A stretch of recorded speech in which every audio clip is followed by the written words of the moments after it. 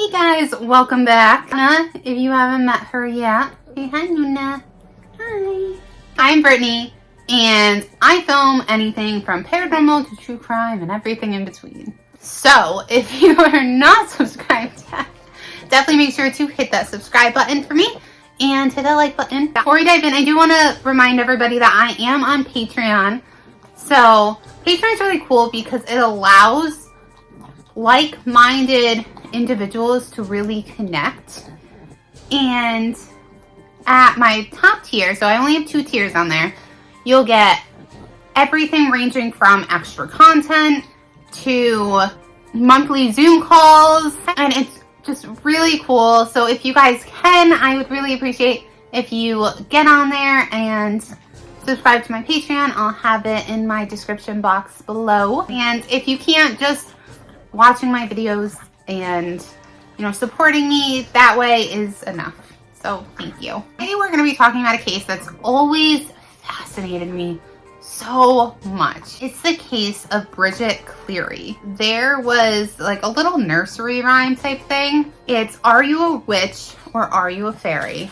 Or are you the wife of Michael Cleary? If you guys don't understand that yet, you will.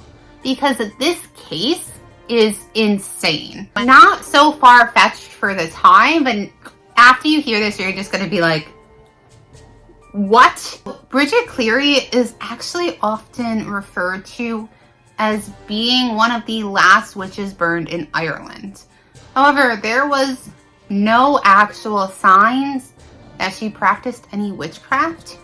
And I do think it's important to note that not all witchcraft is bad. There's a lot of witchcraft that's like healing. It's kind of like do unto others as you would want done to you. Basically, whatever you push out is going to come back to you. So if you're going, kind of like karma. So if you do something bad, you're going to have something bad happen to you, and it's going to be a lot worse than what you did. I do think that's really important to know because I feel like witchcraft gets a really bad stigma where people automatically think it's evil, it's not of the church, but that's not necessarily true. Prior to Bridget losing her mother, she was known as a very level-headed woman. Then after her mother died, she was known to occasionally visit the stones of the fairies. This was said to be like an entrance to the fairy realm, but again, there was no like signs or anything that she was performing any rituals there. I mean, it could have just been something that was comforting. Like maybe she thought that it was a way to connect with her mother more, like just similar to us visiting our family's graves and talking to their tombstones. I don't think it's much different.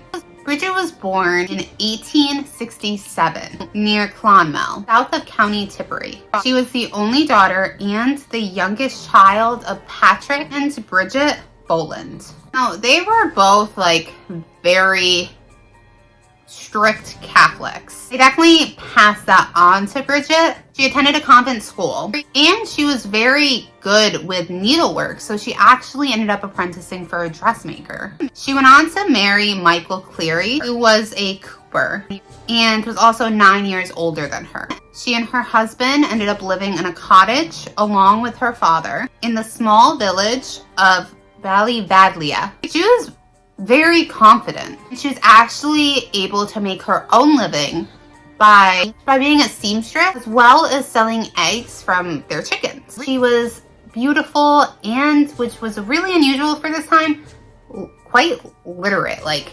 she knew how to read pretty well and write, and that wasn't common with women during this time. She was a respectable woman who just strove to do better. She just wanted to accomplish more. And because she was able to earn her own money, she grew accustomed to purchasing more expensive things. Like she would often wear gold jewelry, or she bought feathered hats rather than just the plain ones that women around the town would wear. The biggest difference between Bridget and a lot of the women in the village was that she was childless. Now, we don't know if this was purely choice or if she couldn't get pregnant, but around this time, if you didn't have a child and you were of a certain age, like, that was strange. On March 4th, Bridget Cleary left her home some eggs to her father's cousin, Jack Dune. Now, this was only a mile or so from her home. Jack and his wife weren't home, so Bridget decided to make her way back to the cottage. It's pretty cold out, but it wasn't anything out of season. Or by the time that she had reached her house, didn't feel well. She was saying that she had a fever, a headache, and she was shivering. Now, it's pretty likely that Bridget was suffering from bronchitis or tuberculosis, which is very common during this time. However, that wasn't what people were led to believe. A few days after Bridget became sick, Jack came around to visit. Now, he was known as a Shanachi, which is an Irish storyteller. Now, these men were renowned for their ability to be able to recite old folk tales and legends. They were thought to be experts in anything that was witchcraft or incantation. His reputation might have been enhanced by the fact that his cottage was actually said to be right by a fairy ring on Kilnagrana Hill. So Jack took one look at Bridget and was like, "This isn't Bridget, it's a fairy changeling." I did an entire video about fairy changelings where I dive really in depth into them, so I do suggest that you go and check that out. However, I will kind of do it like a clip note version, just so if you don't know what it is, then you know what it is. Essentially, a changeling is a fairy that is left. A fairy basically steals a human and puts either a fairy child or fairy that's usually sick or elderly or deformed in some way, or even an enchanted log in place of a baby, or more rare, a adult. Now, fairy births are extremely rare, and because they're in my home. No, big, not in my home. No. He make in red. He's in the woods. Yeah, wait, mommy. This doesn't fall under being really good. Wait, mommy. Right. He make me in red. Yep. Yeah. Yeah, but we're not talking about Bigfoot. No. No, we're talking about changelings. Yeah. A little different. A A little different, yeah. There's Luna. Have you not poking eye anymore? No. We'll do another video on that, okay? Okay, let's finish this one first. Okay. So because the results are not always healthy and fairies are known to like very beautiful things, they would picture a newborn baby, or even some adults, because they are beautiful. So they'd rather replace their, and it sounds so horrible, it is horrible, but they'd rather replace their not healthy baby and get a human baby that is much more beautiful. Or they would rather do they just want the beautiful baby, so they would replace it with an enchanted log, and that way they would get the baby, because fairy births were so uncommon. So the changeling would often die only a few weeks after its birth. Human parents usually wouldn't be able to tell that this was a changeling. You know that when Sebastian was a newborn, I